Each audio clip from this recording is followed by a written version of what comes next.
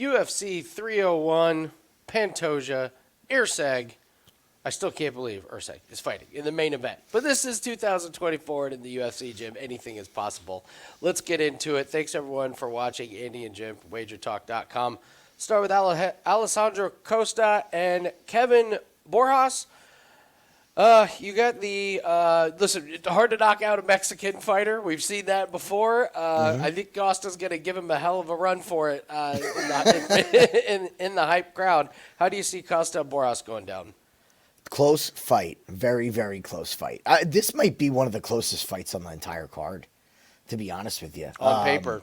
On paper, sure. Right? Like, very hard to find a strong lean left and right. A lot of people are very high on Borjas. He did have a good showing in his last fight. This fight's just too close to call. I could see this going the distance, man. Like, I don't want any part of a side. I don't have massive confidence on either way. I just think both these guys are tough enough to not get finished. And they are going to throw the kitchen sink at each other. Like, we know that. But these are two guys that are tough to finish. So I like this fight to actually... I know they try to set bangers up to start these cards, but this could be a 3-round banger.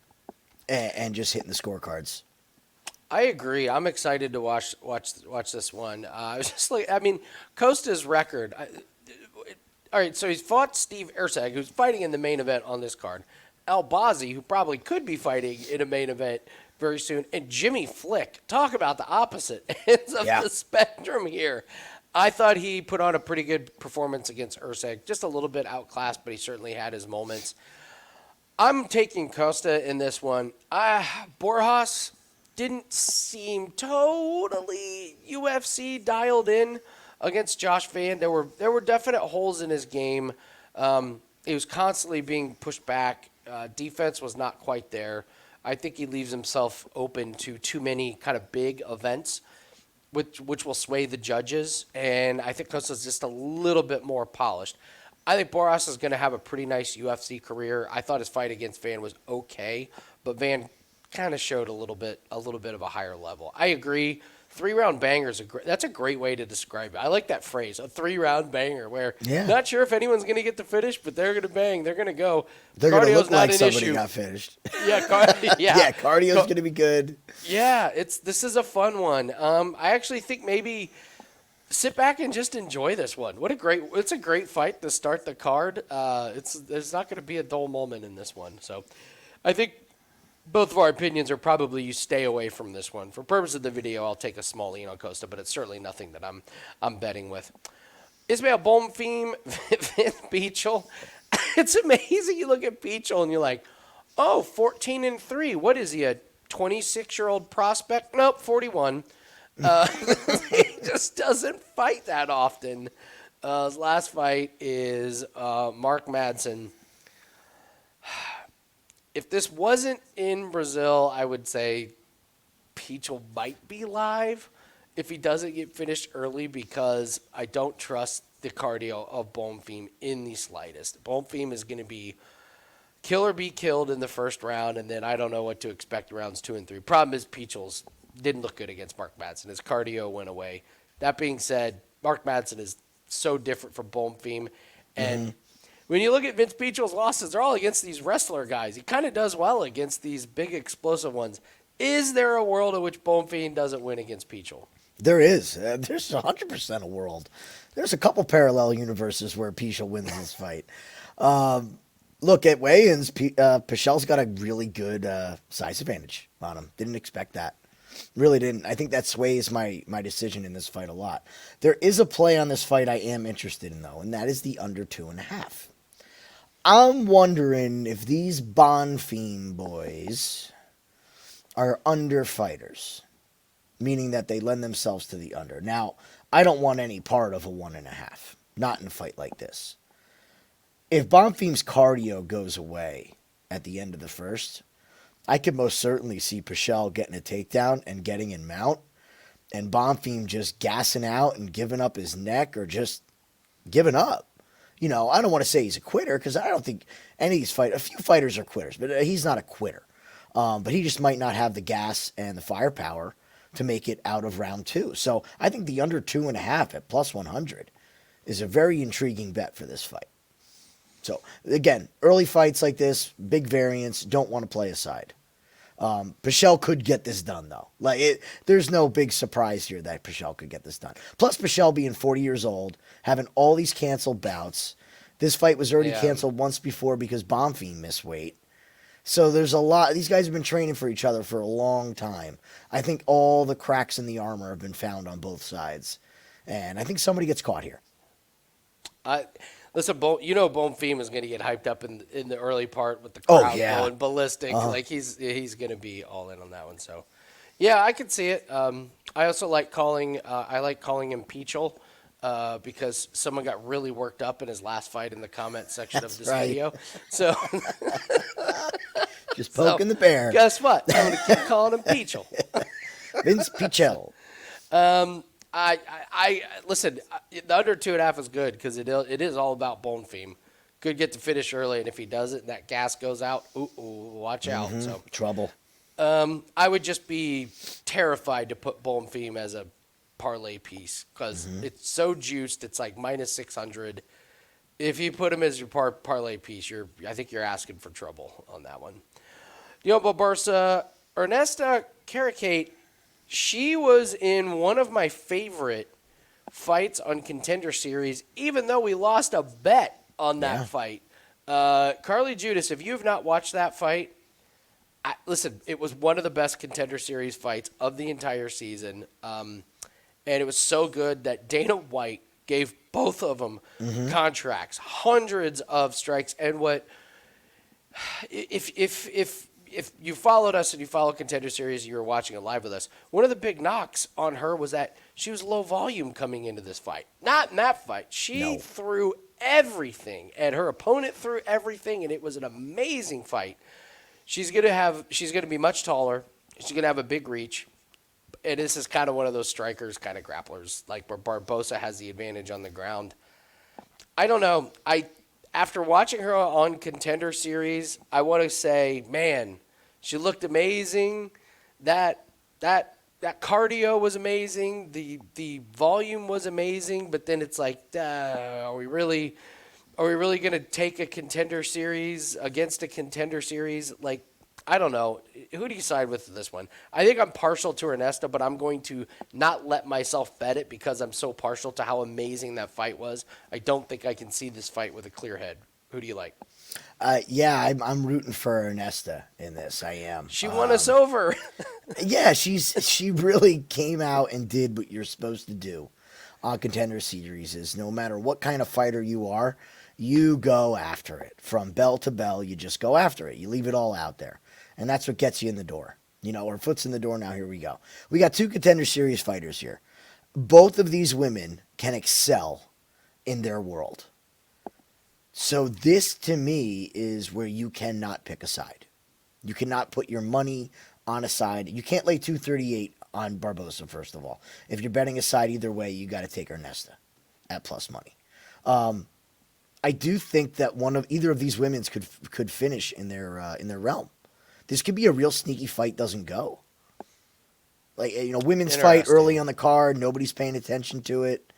If Barbosa can't get this takedown and Ernesta puts the volume that she put on Judas, I don't know if Barbosa can hang with that.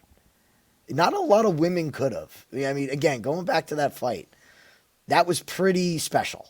That was a pretty special performance. So if I'm going anywhere in this, I'm taking a shot at the plus money for the fight not to go the distance. Other than that, I cannot pick a side. I will root for Ernesta.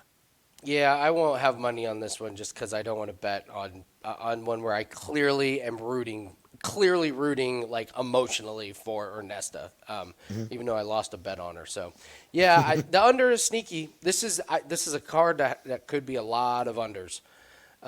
So this like the obvious ones you could look at, but sometimes you want to take some of these sneaky ones, and that could absolutely be the case. So here's another under. If Mauricio Ruffy is going to win, it's probably going to be an under on Jamie Mullarkey. I'll let you go first. You want to talk about Mullarkey's chin first? You just say Mullarkey and my heart just aches. The amount of money I've lost on this guy throughout the years. I am done. I have broken up with Jamie Mullarkey. We are no more. It's I'm it's the done. I'm over it. Naimov fight. Let's be honest. It's the Naimov fight. It's the Hapras fight. How do you get knocked out by Hapras? Come on. Come on, man. You go to decision with John McDessie. That was a close fight.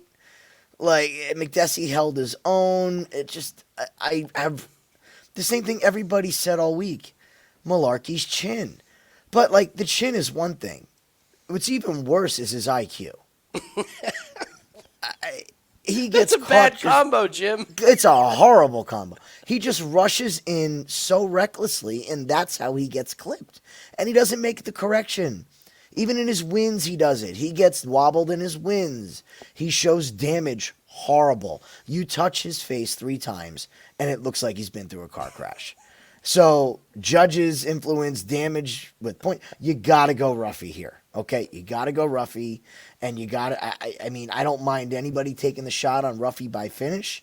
I think that's how he wins it. What is Ruffy's money line? I mean, Ruffy's money line is 218. I don't hate that. The only thing is, Ruffy's a Contender Series guy. So we're going against that trend, which has been so good this year. So make your decisions based off that. But Jamie Mullarkey will get none of my dollars ever again. Don't care. No, I mean, it is a powerful theory and trend is these Contender Series guys not looking good. Mm-hmm. So, but boy, did they set him up nice. Boy, did this is a good one, right? A finisher against a guy with a weak chin who appears to be done. Yeah, Ruffy's the pick. I'm with you. And the good thing about Ruffy is he doesn't have to be amazing to beat Jamie Mullarkey. It's not like Mullarkey's got this power that it's gonna be so scary to him. So yeah, terrifyingly it's Ruffy. But if you're cautious like I am, and you believe in this Contender Series fade theory, yeah, it's kind of a stay away. So, all right, now we're going to get into some fights where we can put some real money on it. So if you guys could, please do us a favor and hit the like button and leave us a comment. Tell us if you agree with us, disagree with us, give us your best bet. Just do something. It just really helps the algorithm out while you're watching this. Put an emoji, a exclamation point, something, anything. But we do like hearing from you what you guys are betting. And I want to know what's your parlay buster this week? That's what I want to know in the comments. We have all these minus 400, minus 600, minus 500 favorites. Who's the parlay buster of the week? Mine's the guy that landed 8 significant strikes against Destis Bukakis and the guy that couldn't finish Tyson Pedro in Pedro's retirement fight. That's my parlay buster. That guy. All right. Andy's made his case known. Let's see what you guys think. That guy. And I've made a lot of money on him, and I'm telling you, he's not that good.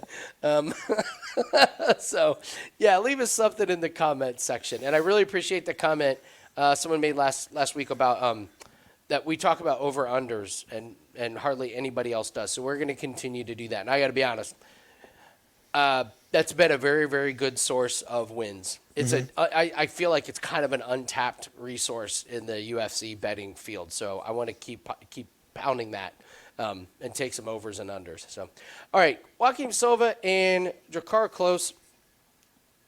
One of the more strange injuries we've ever seen in UFC. This is a guy that gets hurt in a face-off on a seemingly innocent push. Really hurts his. Was it concussion or was it whiplash? It was a neck injury. It was like a whiplash with his neck or something along those lines. So of fracture. The reason I bring this up is you can't just look at his record. You kind of have to know what was going on. His fight against Brendan Jenkins was his comeback, and it was a very cautious first round from Klose. Then he opened it up, gets the knockout. Rafa Garcia, that was a fight where it was like, let's see if I can go 3 rounds. He wasn't a huge power puncher in that one.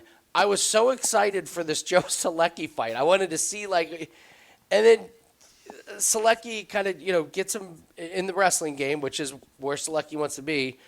And early in the round, Klose just picks him up, slams him on this temple, and knocked out. And that was a real bummer. I wanted to see a really good, fresh Drakkar Klose. I wanted to see what we were working with there. And now he goes up against, Silva, who, I mean, this is a guy that didn't look amazing against Clay Guida, but a win is a win.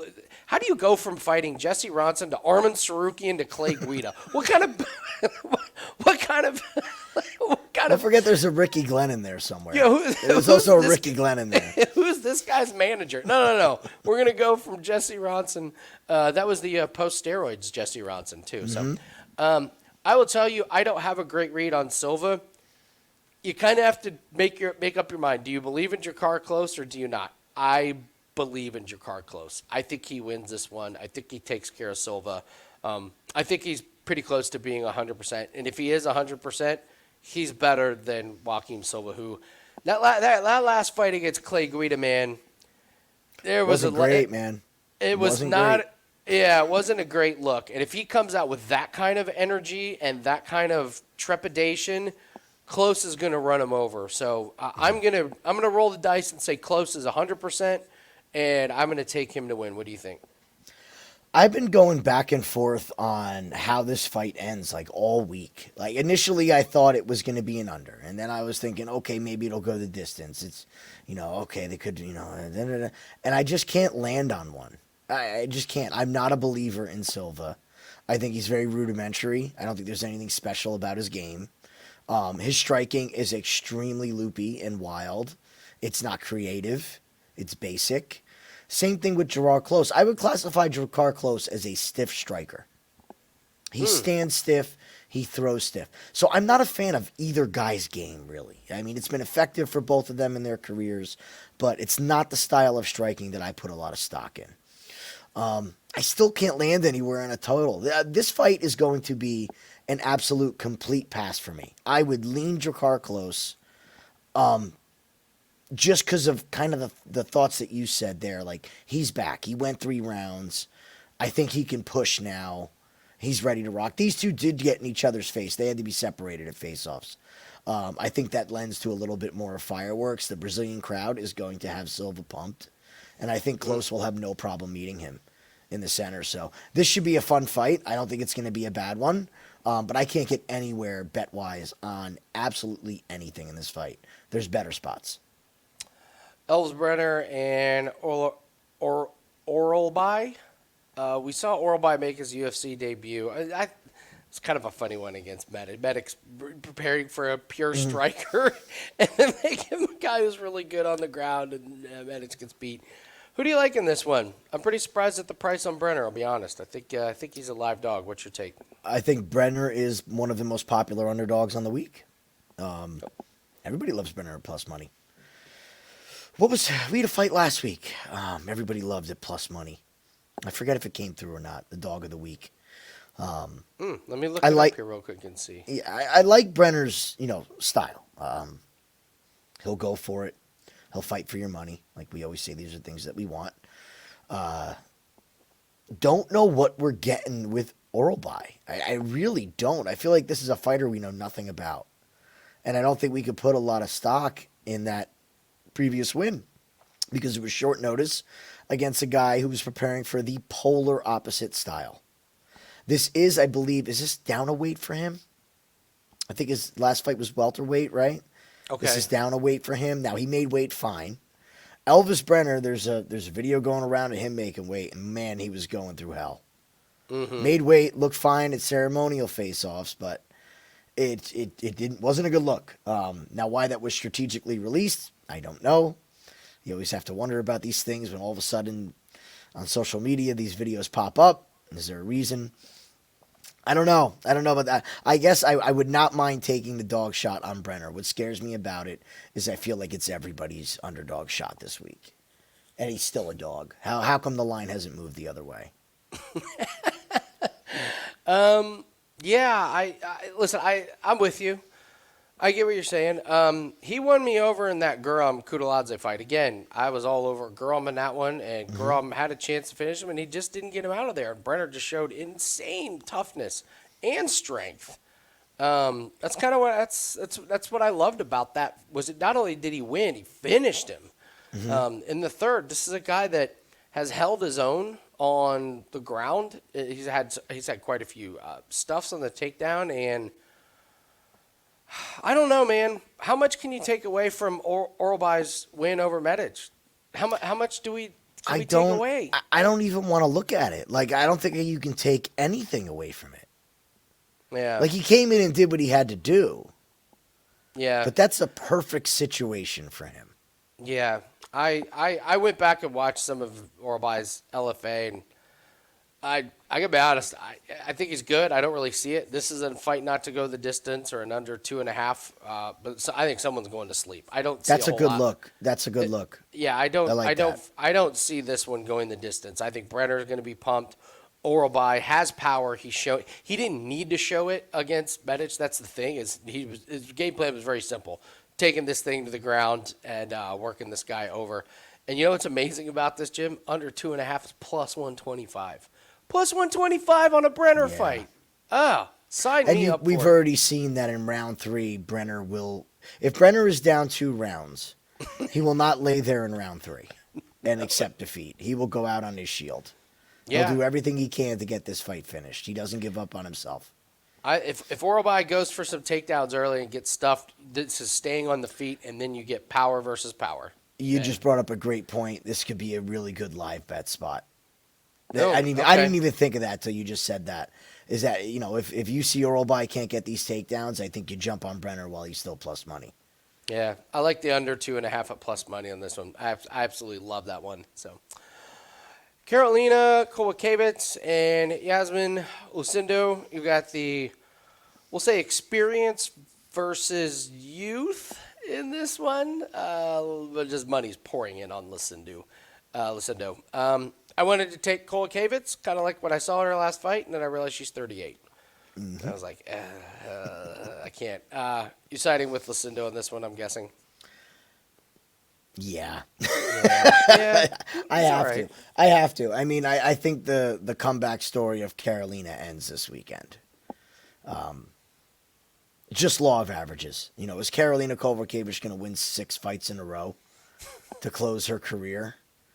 It's different when she's fighting. Are we on Karolina? Right. She's fighting a retiring Felice Herring, Silvana Suarez Gomez, who has no ground game, Vanessa Demopoulos, who has alligator arms, Diana Belbita, who is she retired? Did she officially retire?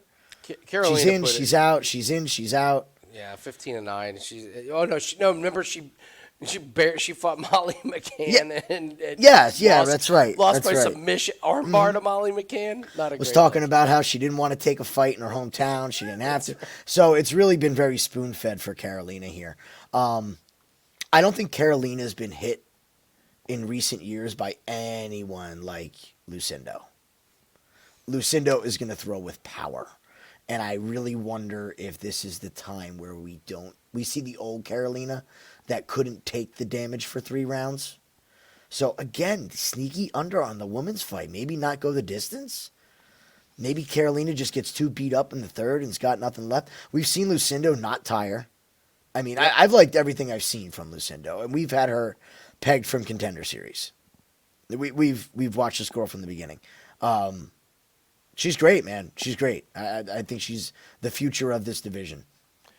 We had one massive hiccup with her where we took Lucindo to finish Brogan Walker, and then she didn't. It was like, why isn't she finishing her? She could, and then we found out they're best friends. Yep. That was a big swing and a miss. You remember that one? That's a theory, guys. If you hear that anybody's friendly, what was our Godfather? Well, we had that we had in PFL. They were godfather of each other's children. And they both ping pong? they both got disqualified from the tournament. Their fight was so boring. We had the ping pong buddies. That was another one in Bellator. There were 2 guys they were ping pong buddies. They barely touched each other in a 3-round fight. So I don't make too much about her not finishing Brogan Walker. She could have. She should have, but then it turns out they were best friends. And then she goes out against Polly and Viana and gets the finish. She's just going to keep getting better and better. She's super young. It doesn't appear like they're bringing her along too fast. She's up to the challenge. Like that fight. Remember, you got to remember, she skipped Contender Series. They just brought her in. Oh, that's right. Yasmin she fought Wargi. Uregi. That's right. When nobody knew who these women were, it was like, why is this on the main card? And then they put on this insane striking. But it was one of those where we were like, whoever loses this fight, we want to take them the next one. And Lucindo lost, and that has worked out well because, I'm with you. It's Lucindo, the energy. Hopefully she can manage the energy with the crowd. There's going to be a lot easily to adrenaline dump. Hopefully she's got she minds her P's and Q's it stays calm. But it's the youth over the experience on this one. I'm with you. I like the under. I thought she looked fantastic on the scales. I thought a lot of that softness was gone out of her body. I agree. I was going to say the same thing. Yeah, she looked good. That adult muscle. Yeah. Mm-hmm. And Karolina, again, embedded. She's walking on the beach. She's talking about how she's got to get a win in Brazil before she retires and stuff. It's never good stuff to hear. So, Lucindo. Joanderson, Brito, Jack Shore, I'll let you go first on this one. We may go head-to-head. We may go head-to-head on this one. Who you like? So, I'm right before this video, I'm in on Brito. Okay. I've seen it. I've seen what I need to see. I've seen what I need to see from Brito. The physicality difference, I think, in this fight is going to be very evident with Jack Shore. Jack Shore's been dancing around weight classes. Not a fan when people do that. Brito is just well-rounded, not the best wrestling. That's where I could get in trouble on this one. Jack Shore could get the wrestling going, but I think Brito's good enough to get back to his feet. I don't think that Jack Shore is going to hold him down with one takedown each round. And I don't see Jack Shore finishing Brito. We did see Brito start to get a little bit tired in his fight against Pierce, but luckily Pierce is an idiot, and we just saw that last weekend that he gets beat by the same move how many times in a row? It's 2 in a row that he's made some bonehead. It's cost him 2 wins. It has cost him 2 wins. Exactly. That should be 2-0 for him, and he's 0-2 in his last 2 fights. Yep. Yeah. But give credit to Brito. He took advantage of it. And give credit to Onama. If he's not going to stop the muscle-bound spin into guard, then he's going to do it again. Right? You got to kind of think here there, Mr. Pierce. But I like Brito, man. I think he's coming for it. I think he's going to come out hard and fast. And I don't know if Shore can hang, man. I don't think Shore can hang on the feet with him. I don't. So if Brito keeps this standing, it's going to be a short night for Jack Shore. Unders all day in this one, and I will go friendly head-to-head. I'll take give me the 17-1 Jack Shore. Let's take a look at Joanderson Brito. Congratulations about your win over Weston Wilson. Awesome. Congratulations about your win over to Lucas Alexander. Awesome. Feely, not exactly known for cast iron chin, loses to Bill Algeo. Look at this one. Winner over Diego Lopez on the Contender Series. What an interesting fight that is now. Nobody talks about that fight. Is it? Wow. Isn't that crazy? Yeah, and Chepe Mariscal. Way back when, 2019 in LFA. Listen, he was losing against Jonathan Pierce. Pulled out the ninja choke out of nowhere. It was a great move, but make no mistake, Pierce was winning that one. I correctly picked Ricky Simone to beat Jack Shore when Simone was the underdog. I believe he was almost 2-1. That was a great bet. That was a good one. I thought it was time for Jack Shore to lose his first one, and I thought it was going to be the best thing for him. Sure enough, he comes back against Amir Khani.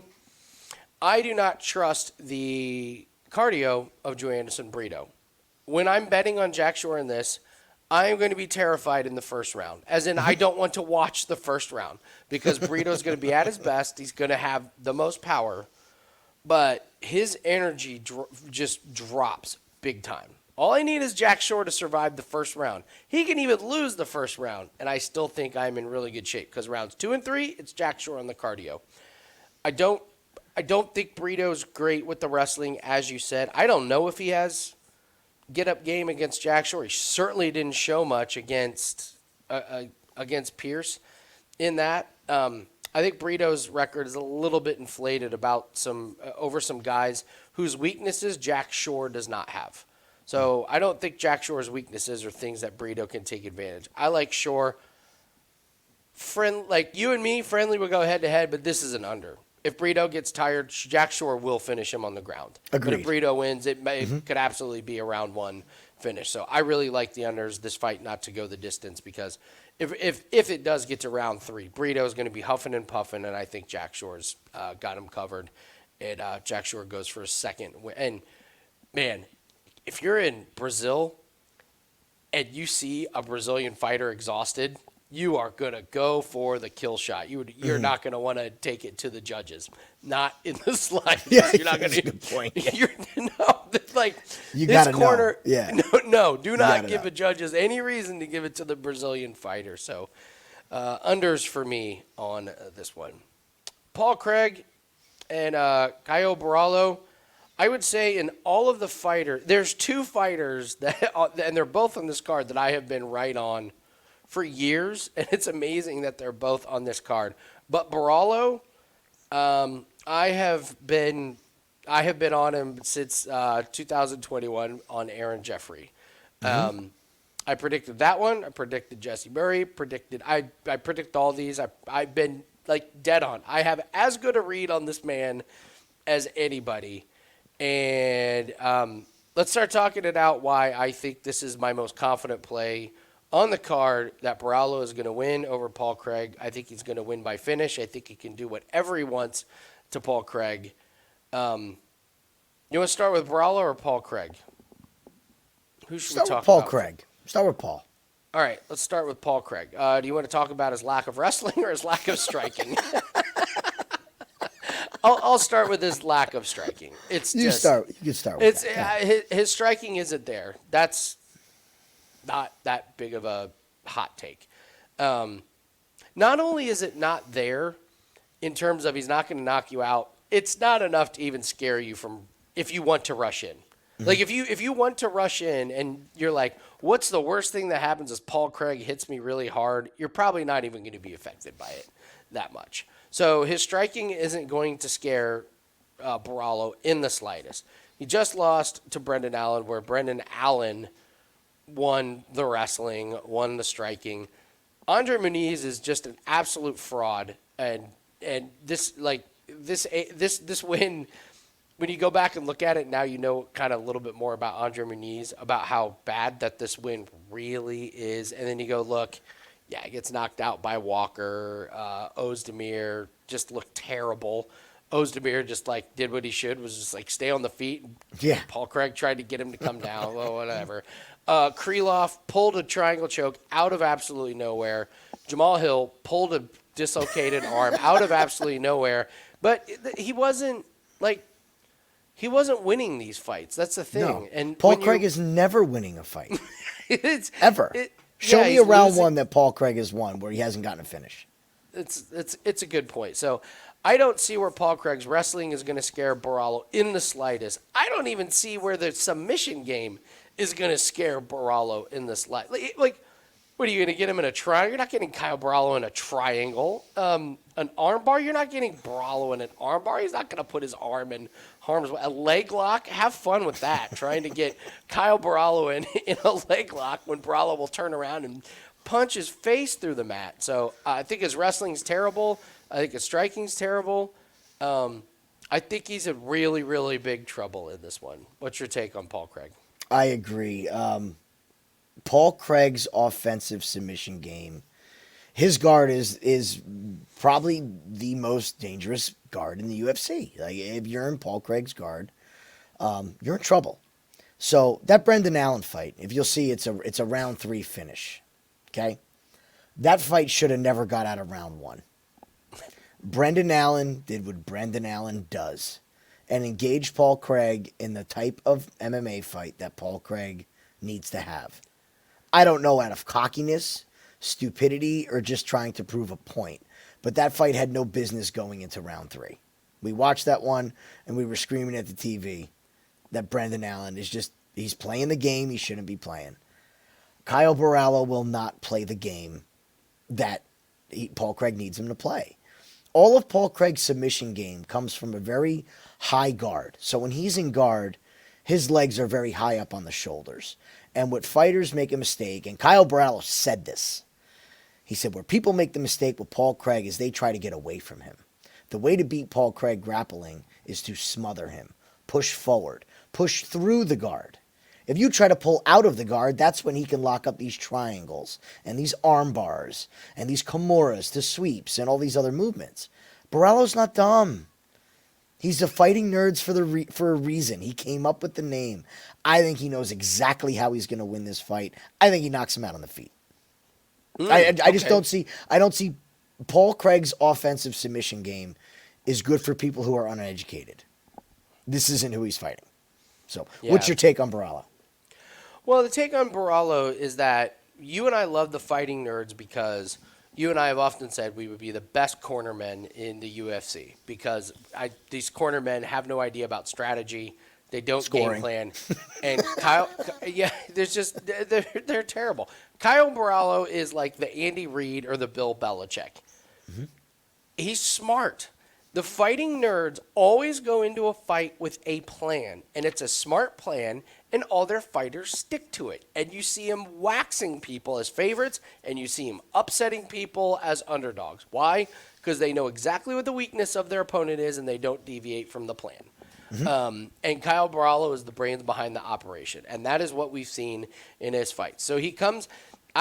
This Aaron Jeffrey thing, Dana White did him the biggest favor ever. He beat Aaron Jeffrey, and he was so cocky, and Dana White said, "You ain't ready. Mm-hmm. You got to finish. You want to be a part of the UFC, you got to finish." They bring him back literally a couple weeks later. It was almost like Dana White knew what he was doing. He's like, he knew what he was doing. He's an ego check. Bring him back. He finishes. Comes in. Godzi, not the most exciting fight, but he does what it takes to win. Armin Petrosyan, control on the ground, and you go back and you kind of look at it and you go, yeah, that's Petrosyan's weaknesses on the ground. We just saw it.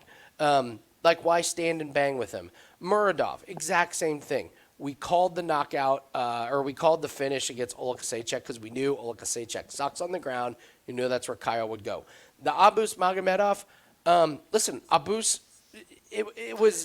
looked great in the first round against Sean Strickland. Better. Yeah, he looked way better in that fight. Yeah, well, Abus looked great in the first round against Strickland. He looks good, and then you knew what the game plan was. I'm going to tire out Abus, and I'm just going to win this thing by decision. So he kind of knows what like you said, you watch it. He knows how he's going to win this fight. It's going to be a finish. A finish is only minus 125, which is insanity to me. He's like minus 120. And I think, like, I get it that he has all of these wins that were not by finish, but I think that wasn't the game plan going in. I think he says, I'm going to beat this guy by decision. Kaseychuk, I know I can choke him out. Abus is a big guy. I'm just going to control him on the ground. Paul Craig's biggest weakness is wrestling and striking. It's Borrallo, and I'm with you by knockout. I'm going to take Borrallo inside the distance because it's only minus 125. Yes. But on the feet, he could absolutely knock him out. Borrallo's striking has gotten a lot better. It is dangerous enough where you got to respect it. And the wrestling is not that good. Kyle Borrallo told DC after Kaseychuk, I got the best double leg takedown in UFC. And he may be right. And if he wants it, he's got it against Paul Craig. So in that weight class, 100% he does. Mm-hmm. Like, I don't know who sticks with this guy in wrestling in this weight class. Yeah. So it's Borrallo, one of my more confident plays. Michel Pereira, or Potera. This is an under. You know what's amazing though is I actually kind of think it's Pereira, the huge money line favorite. The only way that Pereira loses is if Potera catches him early, or if Pereira is a dumbass. It goes back to being a dumbass and gasses himself out. And what did we see him do? Face-offs. He did it again. He's doing Cirque du Soleil on the stage. Backflips and front handsprings and breakdancing and all this crap that we thought we were done with. So how long is Pereira's walkout going to be tomorrow? Is it going to be 4 minutes? 5 minutes? How much dancing is he going to do on the way to the cage? If it's this 2 minutes or less, the shit out of me. If it's 2 minutes or less, I love him to win the fight. If it's 4 minutes plus, now I'm terrified. And this is Terry, who doesn't have cardio. So, all right, so let's pretend. Let's break down this fight and pretend that Pereira's fine and his cardio's fine and he's normal. I don't know. What does he win this fight as easily as the odds suggest? Nope, you're muted, Jim. Yeah, yes, he does. There's my big Okay. breakdown. Pateria has looked better, but I still don't think he is mid-tier. He's mid-tier UFC level at best. I don't see the skills. I just don't. Defensively, he's a liability, and you can't have your hands down. You can't get hit by clean shots by Pereira. The guy is too athletic and hits too hard. This all is about in between the ears for Pereira. The whole fight is. And that terrifies the hell out of me. I bet on Pereira earlier in the week in a parlay, and I am terrified after seeing his lack of focus going into a cage fight. That's one thing that when I see a fighter who's not focused going into a fist fight with another human being, I'm out. It could be the best. It could be John Jones. Okay? It could be anybody. I am terrified of that point. I may lay off something and lose, but that's okay. Not bet on him and win that money. I still think Pereira knocks him out within 2. I think Pateria is just too hittable. I think Pereira is going to have a huge advantage if he gets on top of Ihor. That's the other thing we're not talking about. Submission game will be there. Submission will be live. Yeah, I have to bring this up about him. All right, so the Tristan Connolly and that was the one that worried everybody. Diego Sanchez, the illegal knee. Okay, so this is what 7 straight wins in the UFC. Yeah. Steve Erceg has 3 straight wins. He's fighting Pantoja. Pereira has 7 straight wins. He's fighting Ihor Pateria. What is going on with this? This one kind of doesn't make a lot of sense to me. Is it he doesn't really care about moving up? Because he's not moving up. He's moving down. I think it sounds like UFC wants him to get another highlight reel finish before they push him into the top 5. Okay, and I know he was. Listen. I know he's supposed to fight Muradov, but That's on. That's not a murderer's row matchup either. Muradov's nothing special. No. So I find it funny that on the same card, the Erceg's getting a title shot after 3 wins. Pereira's got 7 wins. I think it's I like the under in this one. I think Pereira knocks him out, but Pateria is live for knockout. He's got power. I thought his last fight against that fraud from Russia, absolute fraud, was Pateria. Just he could do whatever he wanted, and he decided to go to decision. So, and everybody's talking about improvements from him, but again, look who he fought. That guy was a joke. Guy was a joke. Absolute Awful. joke. That fight started, and we went, "Oh my God, he's as bad as we thought he was." Terrible. Yes. And how that fight went the distance, I have no idea. Well, No remember we had idea. eye pokes with guys so they could rest. Yeah, we had what? And then- We had 7 minutes of eye poke time.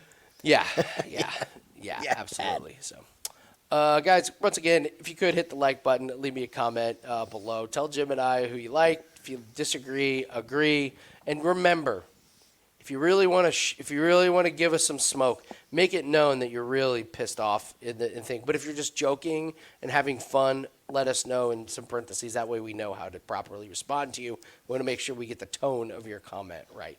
All plays can be found at wagertalk.com. Not really a whole lot to promote. We've got a really nice special on. Actually, it is. I take the back. It is a good. Yeah. It's a good special. 11 days for the price of 7. So you're probably watching this late Friday night or early Saturday. Lock this thing up ASAP because it gets you this weekend and next weekend. We've got some really good cross-sport parlays going. So we got some really good stuff going at Wager Talk. So take advantage of that. Andy Lang, wagertalk.com. We're at 78 units in 2024, and we're not even at the end of May. So we're looking really, really good. And the next couple weekends look really good. The next couple weeks look good on a nice NBA run. NHL's been pretty good as well, but those cross-sport parlays, man, UFC, PFL, Formula One, those have all been really good. So grab 11 days for the price of 7, less than $10 a day. Andy Lang, wagertalk.com. All right, let's talk about our boy, Vitor Petrino and Anthony Smith. This is the other guy I was referring to about that. I've had an incredible read on him. Took him in Contender Series. I've taken him in every single fight. I think this is the one that trips him up. I think this is the one that kills everybody. I think they're not all going to win, Jim. There's going to be one. There's going to be one that kills everybody, and Vitor Petrino is not going to finish his career undefeated. He's just not.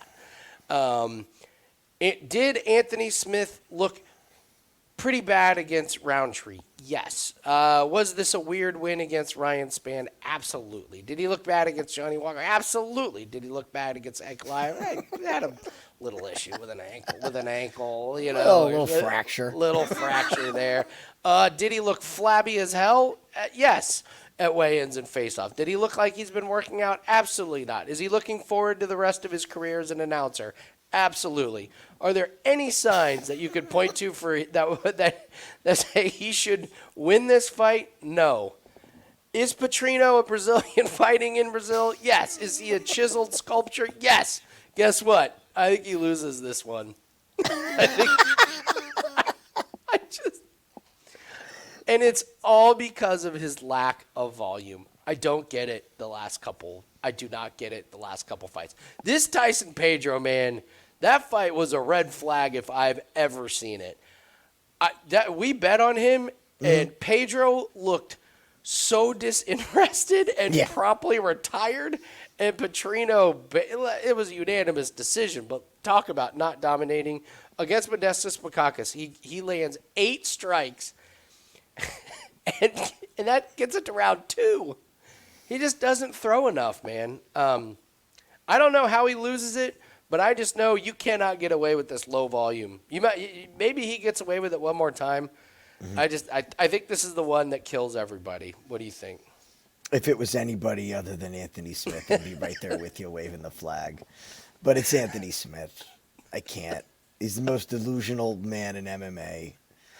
I love Anthony's knowledge, and I don't want to bash him because I really do like Anthony Smith. I like his analysis. I think he's a very smart guy.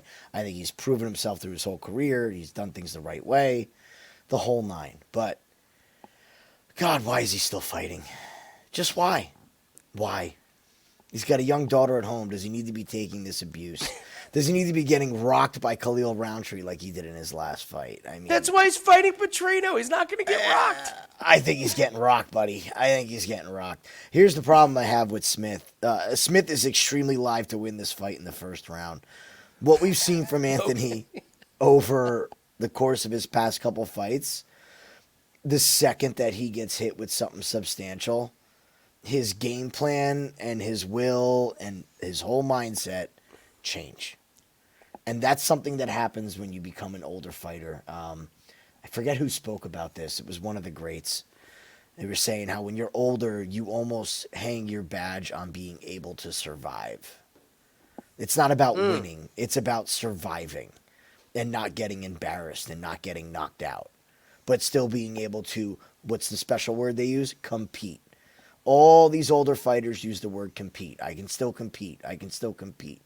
Competing is not winning. It's not winning. I want to hear the words win come out of your mouth. And I think Anthony has become that fighter. When he takes heavy cannon fire, he shells up. He doesn't fire back with the same vigor that he used to. And that's what made Anthony Smith great. That's what made him fun to watch, is that he could take a beating and give back a beating and pull off a submission from nowhere. I don't know if that's still in him anymore. So, yes, the low volume is a concern with Petrino, but I think Petrino is going to land the harder shots. The leg kicks are going to be there. They're always there for Anthony Smith, and Petrino kicks hard. He doesn't need 12 of them. 3 or 4 of those good leg kicks, those good calf kicks, that's all you need. Significant shots. I know he's not landing 12. So if he lands half of those with kicks, I mean, that's all he needs for the whole fight. Once Anthony's legs chewed up and he's wearing some damage, I think the fight's just going to be out of him. So I'm going with Petrino here. There's our second head-to-head. I have literally the low volume is why I'm against Vitor Petrino, but his last 2 fights, man, not impressive. It's coming. That loss is coming if he doesn't adjust something. That you're not going to get away with that. With the way he fought Tyson Pedro, you're not going to get away with winning fights like that. It's just not going to happen. So, Jonathan Martinez and Jose Aldo. I want you to go first because you were talking to me about Jose Aldo and how he is the leg kick master. If there's anyone that can deal with the leg kicks of Jonathan Martinez, it is Jose Aldo. So what do you like about him? Aldo is just the master. He's the final boss, not to use a cliche phrase that's been used a lot recently. Shout out Dwayne. He's the boss when it comes to leg kicks. He just is. I know he's been boxing. I think that helps him. I don't think this is something you forget. You don't forget the skill level that this man has. You don't just forget because you went and did boxing. Now, retiring and going to the Hall of Fame, that is a worry, okay? I feel like Jonathan Martinez is an extremely one-dimensional fighter. No wrestling to speak of. No offensive wrestling game whatsoever. If this fight gets hairy, Jonathan Martinez will not be shooting takedowns. That I can guarantee you. If anybody is going to shoot for takedowns, it will be Jose Aldo. And he's proven that he will do that to win rounds and win fights. Why? Because he has the experience. Aldo really wrote the book on how to check leg kicks. And if you watch him how he does it, if any of you out there train in Muay Thai, he does it textbook. Absolutely textbook how you deal with a low calf kick. Not a leg kick, a low calf kick. Because let's face it. Go watch the Pedro Munoz fight. It's a masterclass. When Munoz throws a kick, Aldo has his leg up. It's so fast. You told me to go watch the Munoz, and it's amazing. It's impressive, It was really right? amazing to watch. Yeah, It's it impressive. really was. I mean, the days of the calf, the high leg kick are gone. That's a different kind of check. Nobody's really been able to figure out what to do with the low calf kick, and I think he has. He won't stand there and plant his foot and take it. His stance just lends to it. It's beautiful. I think that Martinez tried to kind of get in Aldo's head when they first faced off. And then all of a sudden it's ceremonial weigh-ins. They're buddy-buddy. He's buddy-buddy. You saw that? Yeah, yeah. I think Martinez is going to be on the big lights in the big stage. And I will not be surprised if Jose Aldo's boxing gets him a finish in this fight. And Jonathan Martinez drops the ball once again. I know he's been on a tear. I know this is Aldo coming out of retirement. But we both said this too. I am done doubting these fighters in setup fights in their hometowns on a big stage. Sometimes you got to look at the promotional value of these things. And unfortunately, there's that level of corruption in all sports. No accusations. It's the single, or it's the like tennis. We lost a big bet on Nadal in front of his the hometown. The guy was playing melted. The Chris Weidman. I mean, talk about like so many questions about that one. Does that fight go down that way in any other city? Hell no. No way.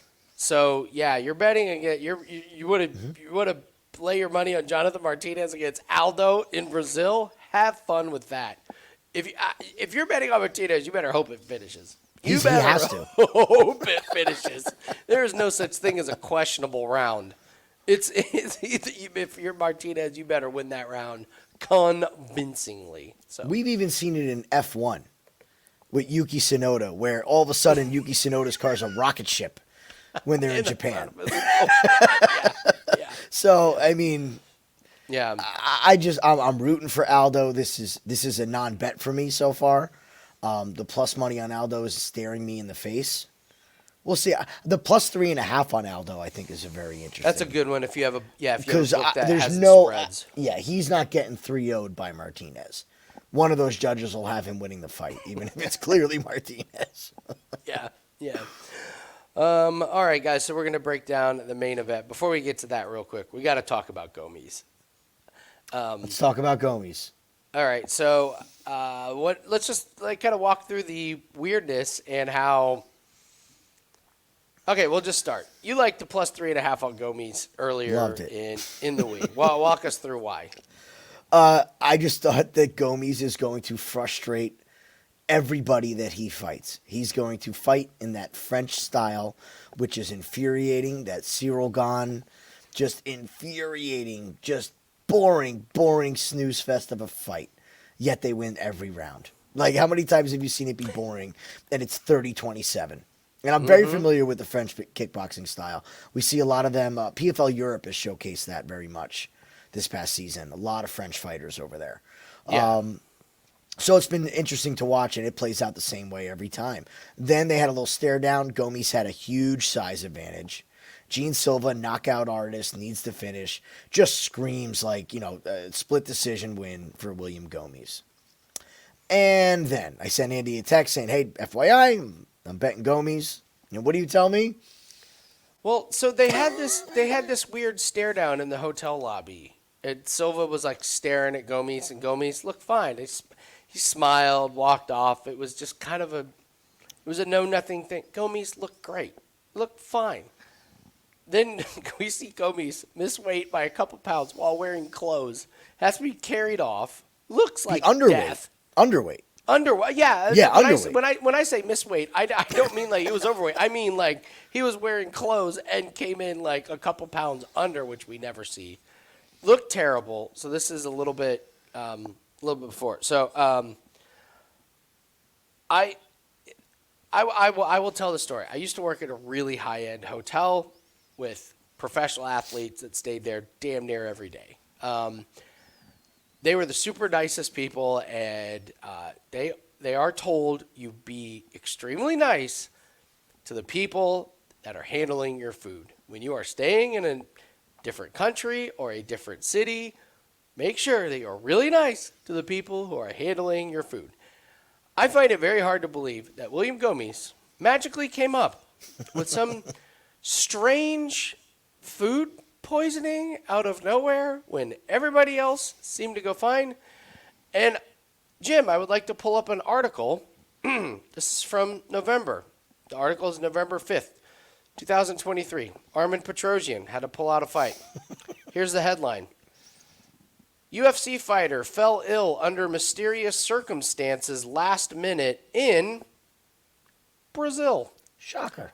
Well, what do you know? If there is one fighter on this card that I could absolutely see someone going, I want that guy out of here, it's the boring French fighter who's probably going to 30-27 Silva in a boring fight. Listen, I'm not making accusations. I'm just saying it is a lot more likely than not that I do not believe he came down with a mysterious illness. I think it was, I'm just going to say it. I think someone poisoned him. I think someone got to Petrosian. I think somebody got to Gomes. And I do not think it's a coincidence that this happened in Brazil. There's no way you can convince me otherwise. There's a guy like no Gomes, way in 24 hours you go from staring down me mugging to. I mean, he literally had a wet spot on his shirt where it looked like he was vomiting. I haven't seen an article yet. We're recording this about 10 o'clock on Friday. I haven't looked for it, but after we're done here, I got to look to see if they actually came out and said what was wrong with him yet. Mom spaghetti, Jim. Mom spaghetti. Right. Tainted tap water. Yeah. Don't drink the water. Mom spaghetti all over that sweatshirt. So, sorry, William Gomes, you fell. You were the one. Apparently, there's one on every card, and Gomes, it was you. So, be very, very careful. All right, let's get to the main event. Pantoja, Erceg. I'll let you go first on this one. You want to talk about individual fighters? You can pick one fighter. Let's break them down. So I'll talk about Astro Boy first. I'm gonna start there. Okay. Good fighter. Good fighter. You didn't say great fighter. No, you beat me to it. Sorry. He's a good fighter. That's all right. That's all right. I'm sorry, It's a good fighter. He ain't a great fighter. He's just not. Now, every dog has his day. Everybody has a puncher's chance, and I believe that's all that he has in this fight is a puncher's chance. He's a good grappler. I'm pouring me a glass of wine while you break down Erceg. There you go. This is beautiful. This is music to my ears, Jim. Absolute music to my ears. I just don't get it. So here's my theory with this. I'm going to go a little broader here on this, okay? So we just talked about this last week. Full disclosure, had a bet on Nicolau last week. Had a title shot on a silver platter handed to him. He wins that fight, he's next in line. Manel Cape has a title shot handed to him on a silver platter. What does he do? Screws it all up. This division is cleaned out. Brandon Moreno, semi-retired. Fig, another division. Who's left? Who is left? Pantoja's sitting on top of this mountain with no challengers. They need people in this division. they have no choice but to have Steve Erceg come up here. Who else do you have? Makayev? Makayev just barely got past Alex Perez. Okay? Not a great look. Not a good look. Not a good look. I mean, listen, I'll just kind of go down, I'll go down some of the Brandon Royval, just saw it. Yeah. You got Twice we've seen it. Yeah, Moreno, no. Albazi, they're not ready for that. Kai Kara France? No way. Not a shot. Nope. Alex Perez just fought and won. Makayev, no way. Out. Nicola, out. You know who's 9? You're not going to believe it. Tim Elliott. God. That just made my point for me. I don't need to say anything more about it. This division's cleared out. Yeah. It is. It's cleared out. So, who do you fight? Who do you have fight him? You know? You're going to laugh because this guy just took a fight. It's actually a pretty good one, but I would go down to either Tajir Olimbekov or Tatsuro Taira. I think Taira matches up really good against Pantoja. He really does. Taira matches up good against everybody. He could be the next ground game for ground game, that could be interesting. So anyway, keep going. So I don't see the point of this fight. I mean, could this be one of those where it's like, Sean Strickland fighting Izzy on Australia? Yeah, it could happen, guys. But look, these underdogs in these main events aren't going to hit forever. These upsets in championship fights aren't going to happen forever. I just think this division is so weak that when you give me the champion against a guy who's 5 or below, I'm taking the champion every single time. It is totally different when you have number 1 versus number 2. Those are the fights that get hairy. Those are the fights that you really lose your ass on. I just don't see how Steve does this other than by a flash knockout.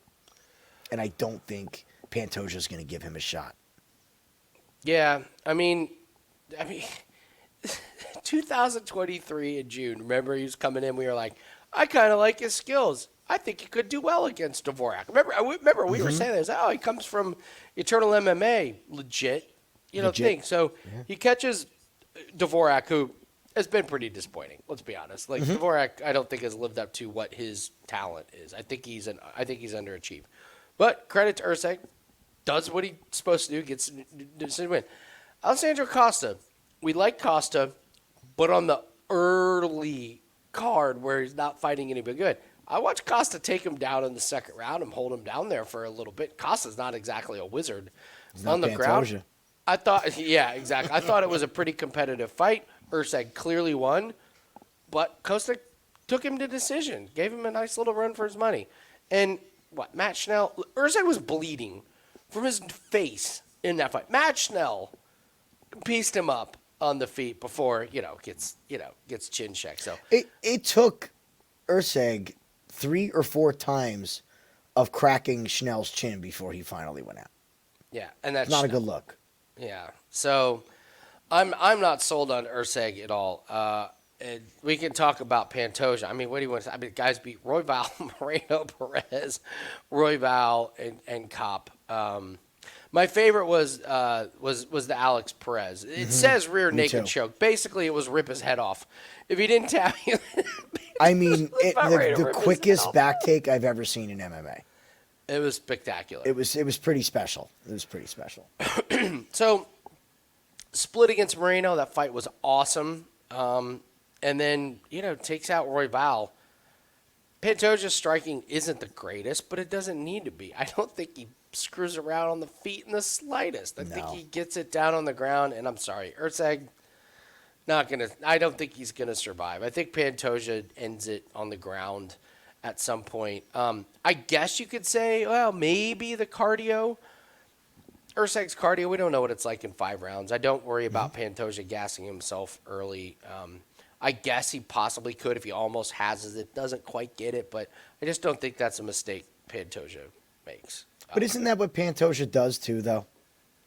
Like, we've seen him be gassed. And the Royval fight's a prime example. 2.5 minutes into the second round, there's that moment where you're worried. You're like, oh, no. But I know we've talked about this before watching these fights live, is like, You can have these guys when they're standing striking, they look like they're dead to the world. They You're get in right. the clinch, and it's like somebody filled up their gas tank. They're not even breathing heavy, but at range they get gassed.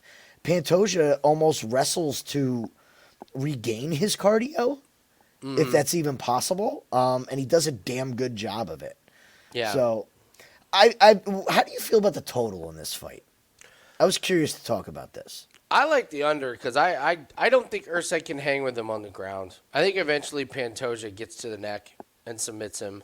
If Erceg is going to win, like you said, maybe it's by flash knockout. But I got to be honest. Matt, saying Erceg's got knockout power because he knocked out Matt Schnell does not scare me in the slightest against. He did knock out Costa, did knock out Dvorak, so I'm not sure his striking is all there. But if Erceg is going to win, it's not going to be by the judges aren't going to give it to him over Pantoja in Brazil. I just don't see a world in which that happens. So if Erceg wins, it's got to be something wonky happens. It's got to be a finish. Yeah, it's got to be finished, Yeah. and I think Pantoja wins eventually on the ground. Maybe once it gets into round 3 or 4, if Pantoja knows he's up, maybe he just kind of weathers the storm and drags it out to a decision. But I do kind of like the fight not to go the distance. But I like Pantoja to win better than I like. Yes. I like the over under on that one. So Good. all right, let's do a little bit of recap here. So early fights, not a whole lot. Costa and Borjas, we love this fight. Think it's going to be a lot of fun. Ever so slightly to Costa, but not betting it with their own money. Bonfim and Pichel. Listen, there's no way I'm putting Bonfim in a. No. It's got upset written all over it if Bonfim doesn't get himself, or if he gasses himself. Fight not to go the distance. We really like Barbosa, Ernesta. Gonna stay away because you got a striker, got a grappler. Maybe an under on that one at plus money. Mullarkey and Ruffy, we're going to stay away. Ruffy's the Contender Series. The Fade the Contender Series is a real thing, but Mullarkey, just no chin whatsoever. So maybe an under on that one. Silva and Drakkar close. Probably not a whole lot in this one. I like close. Brener, do we like the under in this one? I was just going to ask you about Did you like the under in Silva and Klose? I don't know. Did we talk about that one? Yeah, I mean, I don't know. No opinion's fine. No opinion's No, fine. I have no opinion. I like Okay. close to win. No opinion on the Good. over under. Brener and Orolbai, I love the plus money under all day. Yeah, I'm with you on that. Yeah. in that one. Kowalkiewicz and Lucindo. We like Lucindo to win, possibly the under. Joanderson, Brito, and Jack Shore. We're going head to head on that one. Jim likes Brito. I like Jack Shore, but we do like the unders. Correct. That we agree on, yes. Paul Craig, Barallo, we're unanimous. It's Barallo by finish on that one. Pereira and Pateria. Do we decide we like the under or do we like Pereira as the parlay piece? I mean, I already have Pereira. I like Pereira. I like Pereira enough to bet him. I like the under as well. I like the under Okay. 2.5 in this fight. Fight doesn't go the distance. I think he catches Pateria. All right, Pereira and under. This is where I'm going to look like a genius or a dumbass. I think Anthony Smith wins. I know I'm the only person in the world that thinks Anthony Smith is going to win, and that includes Anthony Smith's camp. Jonathan Martinez and Aldo. Like it, Aldo? I like Aldo, man. I do. I like Aldo in this spot. I'm All right. drinking the Kool-Aid. Let's Drinking do the it. Kool-Aid. Aldo on that one, and then the main event, we're rolling with Pantoja. Maybe the under, but I think we're just kind of in agreement. That's Pantoja. So, all right, guys, that's going to do it for us. If you haven't hit the like button and you haven't left a comment, please do so right now. All official plays in all sports can be found at wagertalk.com, plus 78 units so far in 2024. Jim and I will be live on the YouTube channel Takedown Live for UFC 301. We'll be doing live bets, predictions, all that fun stuff. We got some amazing stories to go. Yeah, over. It's going to be an animal related theme on the show. We're going to talk a lot of weird. I have a lot of very strange animal things happening in my life. It's always a good money maker when we're doing our live bets. So join us. The YouTube channel is called Takedown Live. I'll be live when the show starts. So good luck on all your plays, and we will see everyone on the next breakdown video. Good luck, guys.